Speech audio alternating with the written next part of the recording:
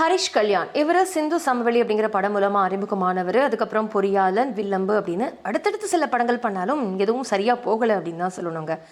அதுக்கப்புறம் அந்த 100 நாள் ஷோக்கு போயிட்டு வந்ததுக்கப்புறம் ஹரிஷ் கல்யாணுக்கு ஒரு பெரிய ஃபேன் பேஸ் கிரியேட் ஆச்சு அப்படின்னு சொல்லலாம். அண்ட் அதுக்கப்புறம் ஒரு பண்ண படம் தான் பியார் பிரேம காதல் அப்படிங்கிற படம். இந்த படத்தில் ஹரிஷ் கல்யாணுக்கு ஜோடியாக நம்ம ரைசா வில்சன் அவர்கள் நடிச்சிருந்தாங்க.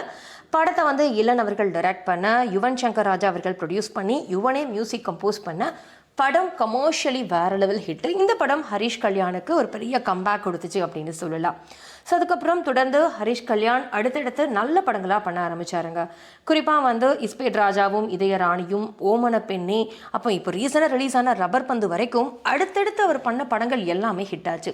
இப்போ ரீசெண்டாக ஒரு இன்டர்வியூவில் ஹரிஷ் கல்யாண் கிட்ட கேட்டிருந்தாங்க, நீங்களும் இளனும் தானே அடுத்து படம் பண்ணுறதா இருந்தது, பியார் பிரேம காதலுக்கு அப்புறம் ஏதோ போஸ்டர்லாம் கூட ரிலீஸ் பண்ணீங்களே, அதுக்கப்புறம் என்ன ஆச்சு அப்படின்னு கேட்டிருந்தாங்க. அதுக்கு ஹரிஷ் கல்யாண் என்ன சொல்லியிருந்தாரு அப்படின்னு பார்த்தீங்கன்னா, எனக்கு ஒருத்தவங்க ஃப்ரெண்டானா அவங்க ஒர்க்கு, அவங்க டைரக்டர், அவங்க மியூசிக் டைரக்டர் அப்படிங்கிறதெல்லாம் தாண்டி நான் அவங்கக்கிட்ட ஒரு ஃப்ரெண்டாக மட்டும்தாங்க பழகுவேன். அப்படி தான் பியார் பிரேம காதல் படத்துக்கு அப்புறம் 2020 நாங்கள் ஸ்டார் படத்துக்கான வேலைகளை ஸ்டார்ட் பண்ணோம். ஸ்டார் படத்துலையும் நான் தான் நடிக்கிறதா இருந்துச்சு. அதுக்காக ரஜினி, கமல் மாதிரி கெட்டப்பெல்லாம் போட்டு ஃபோட்டோஸ் எல்லாம் எடுத்து போஸ்டர் எல்லாமே கூட ரிலீஸ் பண்ணோம். அதெல்லாமே நீங்கள் பார்த்துருப்பீங்க. அதுக்கப்புறம் அதை பற்றின எந்த ஒரு அனௌன்ஸ்மெண்ட்டுமே எனக்கு கொடுக்கலாங்க.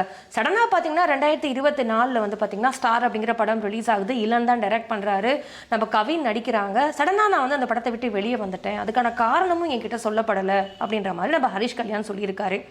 அப்போது அவருக்கு கொடுத்திருந்த டேட்ஸ் எனக்கு ஃப்ரீயாக இருந்தது. அந்த டேட்ஸை யாருக்கு கொடுக்கலாம் அப்படிங்கும்போது தான் நான் ரப்பர் பந்து படத்துக்காக கொடுத்தேன். அந்த படம் இப்போ ரிலீஸ் ஆகி ஹிட் ஆயிருச்சு. பட் ஆனால் இளன் இதை பற்றி எந்த ஒரு அனௌன்ஸ்மெண்ட்டும் என்கிட்ட கொடுக்கல. நான் கவின் வச்சு பண்ண போகிறேன் அப்படின்னா எதுவுமே சொல்லலை. எனக்கும் கவினுக்கும் எந்த ஒரு பிரச்சனையும் இல்லைங்க. பட் அட்லீஸ்ட் ஒரு வார்த்தை சொல்லியிருக்கலாம் அப்படின்ற மாதிரி தான் இருக்குது, வருத்தமாக இருக்குது அப்படிங்கிற மாதிரி நம்ம ஹரிஷ் கல்யாண் அவர்கள் சொல்லியிருக்காங்க.